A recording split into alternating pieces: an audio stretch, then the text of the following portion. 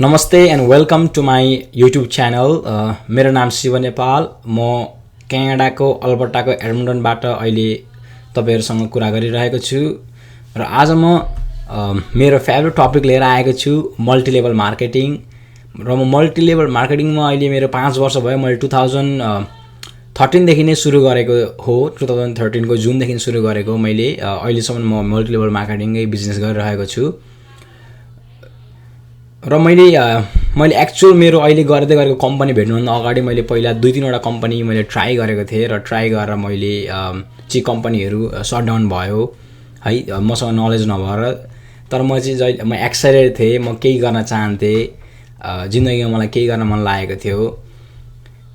र MLM को लिडर्सहरूले मलाई धेरै सपना पनि बेच्नु भएको थियो, सपना देखाउनु भएको थियो कि MLM मा लागेपछि $1 मिलियन हुन्छ, यतिसम्म कमाउन सकिन्छ, यस्तो गर्न सकिन्छ, उस्तो गर्न सकिन्छ, सोचे जस्तो घर किन्न सकिन्छ, सपना घर किन्न सकिन्छ, सोचे जस्तो सपनाको गाडीको चलाउन सकिन्छ भनेर धेरैजनाले ड्रिम सेल गर्नुभएको थियो। र मैले 2-3 वटा कम्पनी, मैले अहिले गर्दै गरेको कम्पनीमा लाग्नुभन्दा अगाडि मैले 2-3 वटा कम्पनीमा नि काम गरेँ। गर्दाखेरि अब फर्स्ट कम्पनीमा मैले सुरु गर्दाखेरि भनेको हाम्रै नेपाल दाइले मलाई इन्ट्रोडक्सन गर्नुभएको थियो। उहाँ युकेमा हुनुहुन्थ्यो। त्यो कम्पनीमा मैले अलमोस्ट लाइक 1 महिना गरेदेखि पैसा मात्रै तिर्यो अरे, अलि नलेज पाउँदै कम्पनी नै सटडाउन भयो है। त्यो कम्पनी नै कता भएको त्यो थाहा भएन। अनि फेरि अर्को कम्पनीमा पनि मैले ट्राई गरेको थिएँ, फेरि त्यसमा पनि म त्यो पनि कम्पनी भागो, फेरि भनौँ न कम्पनीले फाइल ब्याङ्क्रप्सी गर्यो। सो यस्तो कुराहरू भयो, कम्पनी कतिवटा आयो गयो। अनि फाइनल्ली म अहिले फाइनेन्सियल इन्डस्ट्रीमा भगवानको कृपाले गर्दा सबै थोक अलि राम्रो गइरहेको छ। र म तपाईहरुलाई मेरो एक्सपिरियन्स सेयर गर्न गइरहेको छु। र मल्टिलेभल मार्केटिङ भन्ने बित्तिकै हामीले जान्नुपर्ने हुन्छ, धेरै कुराहरू जान्नुपर्ने हुन्छ कि पहिला कुरा त कम्पनी कस्तो हो, लिडर्सहरू कस्तो हुनुहुन्छ, रिपोर्ट कार्ड कस्तो छ कम्पनीको ब्याकबोन कस्तो छ, त्यो कुरा हामीले सबैभन्दा धेरै जान्नु धेरैभन्दा धेरै जरुरत छ। र तपाईहरुले नेटवर्क मार्केटिङ भन्ने बित्तिकै अनि अर्को कुरा चाहिँ अब यसमा भनेको अब तपाईले पार्ट टाइम इन्कम तपाईले गर्दै गर्नुभएको जब गर्नुहोस् र यसमा तपाईले पार्ट टाइम पनि स्टार्ट गर्दा हुन्छ। तर यसमा पार्ट टाइम स्टार्ट गर्नुभन्दा अगाडि यदि तपाईलाई कसैले अपर्च्युनिटी MLM को देखाइएको छ भने पहिला यो भिडियो हेर्नुहोस् होला। यो भिडियो हेरेर केही तपाईले एटलिस्ट ज्ञान पाउनु भयो भने मलाई फिडब्याक दिनुहोस् होला है त। र MLM भन्ने बित्तिकै के बुझ्नुपर्छ भन्दाखेरि चाहिँ फर्स्ट थिङ चाहिँ MLM भन्ने बित्तिकै एउटा म्यानुफ्याक्चर, एउटा कम्पनी हुन्छ, अनि डिस्ट्रिब्युटरहरू हुन्छ, अनि कस्टमर हुन्छ। मानिलिउँ तपाईले केही बेच्न चाहनुहुन्छ अरे है त, या तपाईले यो सर्ट तपाईले बेच्न सक्नुभयो भने तपाईको अब दोकान छ, सर्टको दोकान छ, सर्ट बेच्न चाहनुहुन्छ भने त्यो सर्ट चाहिँ कसरी मान्छेको ठाउँमा पुग्छ, कसरी कि त तपाईले त्यसको लागि शप खोल्नुपर्ने हुन्छ, दोकान खोल्नुपर्ने हुन्छ, या तपाईले अनलाइन डिस्ट्रिब्युट गर्न सक्नुहुन्छ। यो MLM चाहिँ भनेको त्यो प्रोडक्ट चाहिँ पुगोस्, सबैतिर पुगोस् भनेर चाहिँ एउटा MLM चाहिँ त्यस्तो खालको स्ट्रक्चर बनाइएको हो है त। एउटा भयो फर्स्ट म्यानुफ्याक्चर भयो, म्यानुफ्याक्चरको सर्ट जसले पनि बनाउँछ, जुनै कम्पनीले बनाएको त्यो सर्ट एउटा प्रोड्युस गर्ने भयो। डिस्ट्रिब्युटर भनेको अब MLM को डिस्ट्रिब्युटरहरू हुनुहुन्छ, लाइक बिजनेस ओनर्सहरू हुनुभयो, जसले पनि MLM जोइन गर्नुहुन्छ या स्टार्ट बिजनेस गर्नुहुन्छ, उहाँहरू सबै डिस्ट्रिब्युटर हुनुभयो। जो पनि डिस्ट्रिब्युटर हुन्छ युजुअली डिस्ट्रिब्युटरले पनि कस्टमर हुन्छ, अनि डिस्ट्रिब्युटर कस्टमर भएपछि त्यसो गरेपछि अनि अर्को डिस्ट्रिब्युटर बनाउने, अर्को डिस्ट्रिब्युटर बनाउने, अनि त्यो डिस्ट्रिब्युटर कस्टमर भएपछि त्यसरी बिजनेस ग्रो हुन्छ है त। अनि MLM बिजनेसको कन्सेप्टै त्यही हो कि सिर्फ MLM बिजनेस केमा चल्छ भन्दाखेरि चाहिँ वर्ड अफ माउथ, खालि बोलेर people to people no people. मैले चिनेको मेरो दाजु चिनेको, दाजुको साथी चिनेको, त्यसरी गर्दै MLM बिजनेस ग्रो हुन्छ। तर हामीलाई चाहिँ सबै कुरा हुँदा हामीले यो MLM बिजनेस जोइन गर्नुभन्दा अगाडि चाहिँ हामीले चाहिँ के जान्नुपर्ने हुन्छ भन्दाखेरि फर्स्ट म्यानुफ्याक्चर कस्तो छ, कस्तो प्रोडक्ट छ हामीसँग है त। अर्को कुरा डिस्ट्रिब्युटर, मैले यदि म MLM कम्पनीमा जोइन गरेँ भने एज अ डिस्ट्रिब्युटर मलाई के फाइदा हुन्छ त्यो हेर्नुपर्ने हुन्छ। अनि प्लस अब मेरो कस्टमरलाई मैले जे पनि अब म्यानुफ्याक्चर जे पनि अब प्रोडक्टहरू भयो, त्यो प्रोडक्ट चाहिँ के मेरो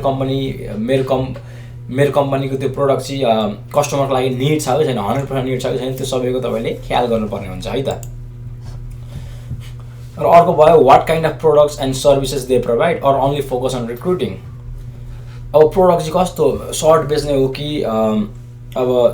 हो कि वा कम्प्युटरहरू बेच्ने प्रोडक्ट हो कि अब पानी बेच्ने हो कि लाइक या अब इन्सुरेन्समा फोकस गर्ने हो कि मोर्गेज उन्दी फोकस गर्ने हो कि अब प्रोडक्ट कस्तो त्यो आफूले हेर्नुपर्ने हुन्छ र त्यो सर्भिस प्रोडक्ट के 100% निड छ कि छैन आउट देयर है त मैले प्रोभाइड गर्न आँटेको निड छ कि छैन कि त कम्पनी सिर्फ फोकस अन्ली रिक्रुटिङमा मात्रै फोकस छ रिक्रुट गर मैले तँलाई जोइन गराएँ उसलाई जोइन गराएँ उसलाई जोइन गर्दाखेरि पैसा कमाउने बा त्यस्तो फोकस हो कि त्यो याद गर्नुपर्ने हुन्छ कस्तो हो के भनेर है त। र अर्को रहेको छ कि अब हामीले नेटवर्क मार्केटिङ त धेरै पनि सुनेको छ कतिजना जोइन पनि गर्नुभयो सक्सेस हुनुभयो कतिजना जोइन हुनुभयो सक्सेस पनि हुनु भएन धेरै मान्छे धेरैवटा कम्पनी हाम्रो नेपालमा पनि धेरैवटा स्किमहरू आएको थियो धेरैवटा स्क्यामहरू पनि कतिजनाहरूलाई स्क्यामहरू पनि भयो र त्यही भएर एमएलएम भनेदेखि धेरैजना एफ्रेड हुन्छ है त डर लाग्छ बा यो पनि बा त्यही खालको स्किम हो कि बा मान्छे जोड्ने मात्रै स्किम हो कि बा यो स्क्याम हो कि कम्पनी छैन मैले जति लगानी गरेको मैले टाइम लगाइरहेको छु मैले पैसा गरेको छु त्यो के मलाई बेनिफिट हुन्छ हुँदैन होइन त्यो अब त्यो स्किम हो बा कम्पनी रहन्छ कि रहँदैन त्यो पनि तपाईँले सबै याद गर्नुहुन्छ। फर इक्जाम्पल अब मेरो लागि चाहिँ कस्तो चाहिँ स्किम या स्क्याम हुन्छ भनेर सोच्नुभयो भने चाहिँ मेरो विचारमा चाहिँ अब कम्पनीले सिर्फ फोकस रिक्रुटिङमा मात्रै गरिरहेको छ कम्पनीसँग केही प्रोडक्टहरू छैन सेल गर्ने भने चाहिँ त्यो मलाई लाग्छ कि कम्पनी धेरै टिक्दैन जस्तो लाग्छ त्यो मेरो विचार है पर्सनल विचार त तपाईँहरूको विचार आफै राख्न सक्नुहुन्छ। र अर्को कुरा मलाई के लागेको छ भन्दाखेरि चाहिँ अब यदि त्यो कम्पनीमा चाहिँ अब सिर्फ प्रफिटको मात्रै कुरा गरिन्छ र कस्टमरको निडै छैन अब कस्टमरलाई फर्स्ट प्रायोरिटी नै दिएको छैन सिर्फ प्रफिट रिक्रुट गरौँ पैसा कमाएर रिक्रुटमा मात्रै पैसा गरेको छ भने चाहिँ त्यो पनि एउटा काइन्ड अफ त्यो चाहिँ म चाहिँ सम्झु त्यो एउटा स्किमै भनेर सम्झिन्छु है त्यो धेरै लास्टिङ गर्दैन त्यस्तो कम्पनीहरू।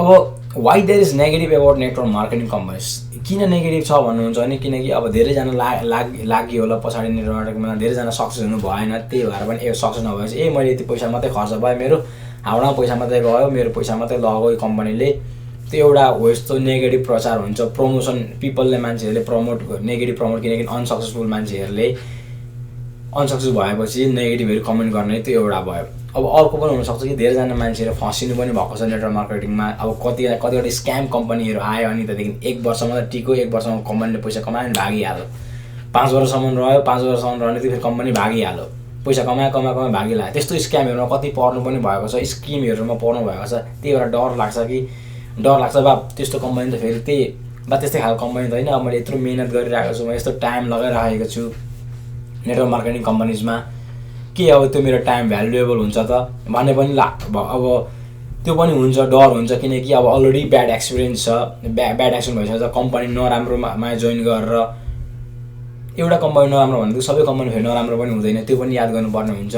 त्यही भएर धेरैवटाको सबैको मान्छेको डिफ्रेन्ट प्रब्लम्स हुनाको कारणले त्यही भएर नेगेटिभहरू धेरै पनि कम्प्युटरमा देखिन्छ हामीले नेटवर्क मार्केटिङको बारेमा। त्यो चाहिँ अब मेरो पर्सनल भ्यू अब तपाईँलाई मैले जस्ट सेयर गरेको मेरो एज पर माई एक्सपिरियन्स है त। अब how to understand MLM company कसरी त बुझ्ने त अनि कुन कम्पनी चाहिँ बेस्ट हो राम्रो हो कि होइन मैले अब यहाँ जुन म बिजनेस म गर्न चाहँदैछु मलाई जसले पनि ड्रिम सेल गरेर मैले बिजनेसमा आएँ कि त्यो बिजनेस चाहिँ पहिला हामीले जान्नुपर्ने त्यो बिजनेसको कम्पनीको मिसन अनि भिजन चाहिँ के हो त कम्पनीको चाहिँ मिसन के हो के को लागि चाहिँ काम गर्दैछ कम्पनी होइन भिजन चाहिँ के हो कतिजना मिलियनर्स बनाउने भिजन हो कि 100,000 बनाउने हो कि के भिजन चाहिँ कम्पनीको तपाईँले याद गर्नुहुन्छ यदि याद गर्नुभयो भने सायद तपाईँ राइट कम्पनी हो होइन तपाईँले यसरी पनि पत्ता लगाउन सक्नुहुन्छ।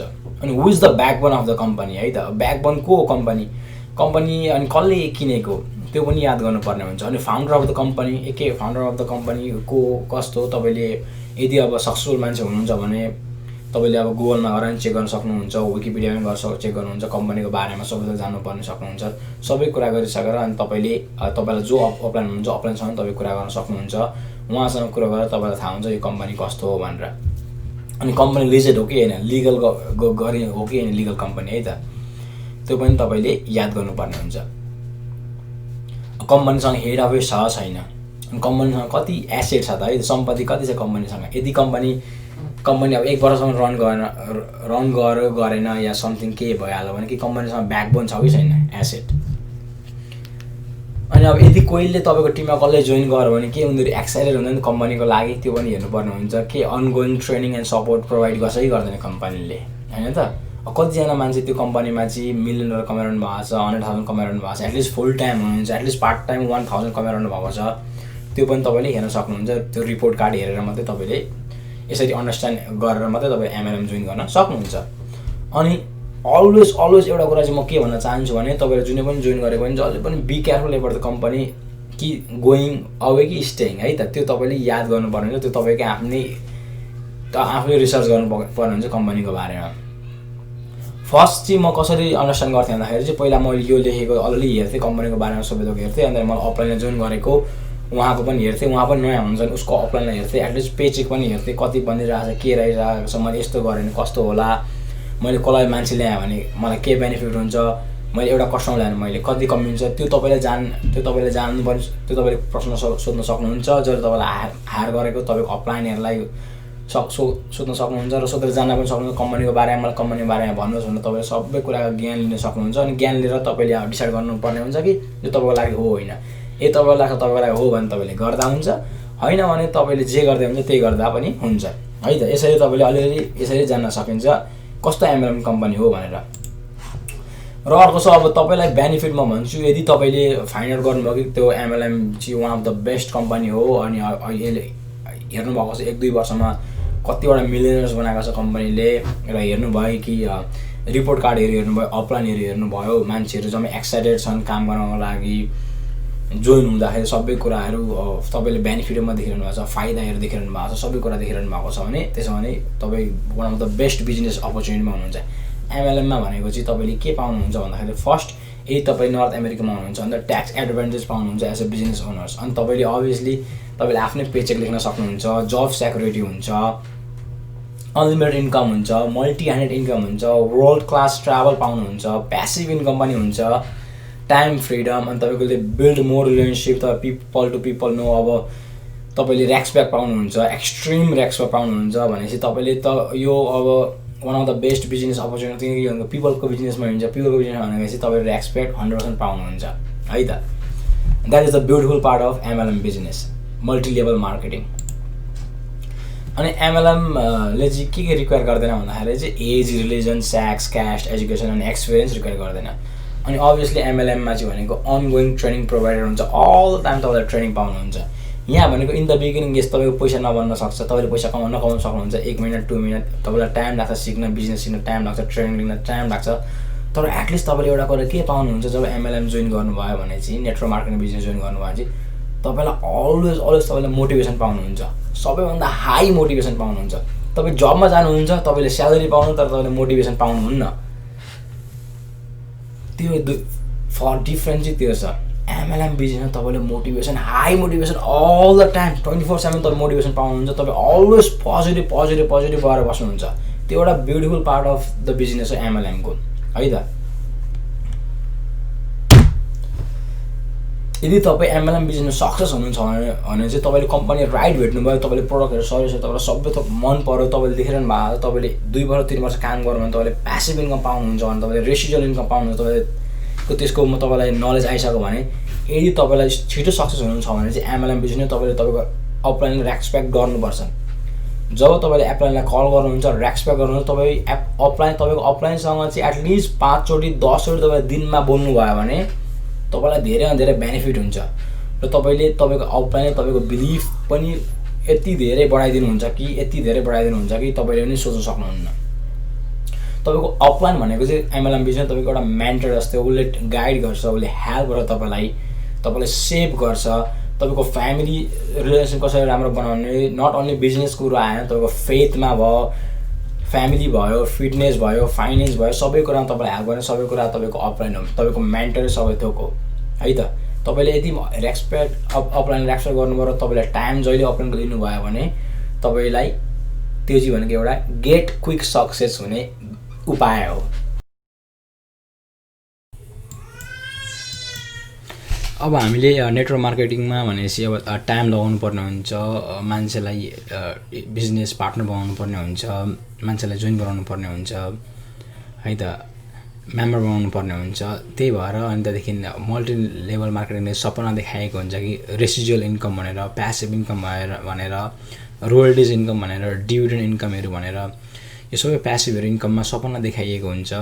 र यदि आफूले गर्दै गरेको काममा चाहिँ फेरि त्यो कम्पनी मजबुत छैन भने त्यो सबै लगाएको फेरि तपाईँले कम्पनी मेबी भागिहाल्यो भने या ब्याङ्क्रप्सी गरिहाल्यो भने फेरि तपाईँले यत्रो मेहनत गरेर तपाईँ माथि पुग्नु भएको र तपाईँले प्यासिभ इन्कम कमाइरहनु भएको भने पनि त्यो सबै कुरा जान सक्छ है त। मेहनत सबै थोक तपाईँको खराब पनि हुनसक्छ। त्यही भएर तपाईँले कम्पनी चाहिँ सबैभन्दा कुन चाहिँ राम्रो कुन मजबुत हो त्यो त हेरेर तपाईँले आफै लिनुपर्ने हुन्छ, आफै जान्नुपर्ने हुन्छ। विकिपिडियामा गुगलमा गएर सिइओबाट जोबाट भए पनि अब हुन्छ तपाईँले रिसर्च गर्न सक्नुहुन्छ आफैमा। अनि त्यहाँदेखि यदि सबै कुरा ग्रेट असम छ भने अनि त्यहाँदेखि तपाईँले एमएलएममा सबैभन्दा सबै तपाईँलाई धेरै सफलता मिल्न सक्छ। यसमा भनेको इन्भेस्टमेन्ट त हुँदैन, त्यही भएर पनि तपाईँलाई सफलता हुन चाहिँ धेरैभन्दा धेरै सम्भव हुन्छ। तर तपाईँले जान्नुपर्ने हुन्छ कि कम्पनीको बारेमा। त्यो चाहिँ सबैभन्दा मेरो विचारमा चाहिँ एमएलएम भन्ने बित्तिकै चाहिँ कम्पनी चाहिँ सबैभन्दा इम्पोर्टेन्ट हुनुपर्ने हुन्छ र ब्याकबोन पनि राम्रो हुनुपर्ने हुन्छ कम्पनीको। धेरै धेरै धन्यवाद तपाईँहरूले यहाँसम्म मेरो भिडियो हेरिदिनु भएकोमा र मैले मेरो एमएलएमको एक्सपिरियन्स पनि सेयर गर्न पाएँ र मलाई लागेको जिज्ञासा पनि मैले यो युट्युबमा भिडियो बनाएर लगाएको छु। र तपाईँहरूले पनि एमएलएममा जोइन गर्नुभएको थियो, लाग्नुभएको थियो भने तपाईँहरूको एक्सपिरियन्स कस्तो रह्यो त प्लिज कमेन्ट बक्समा लेखिदिनुहोस् होला।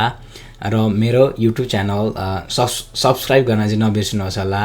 With that thank you very much for your time. अनि म यस्तो नयाँ नयाँ भिडियोहरू म लिएर आउनेछु बिजनेसको बारेमा, फाइनेन्सको बारेमा, मार्केटिङको बारेमा, एमएलएमको बारेमा र इन फ्युचर म टप लिडर्सहरूलाई पनि इन्टरभ्यू गर्नेछु। With that thank you very much and looking forward hearing from you in the comment box. Thank you.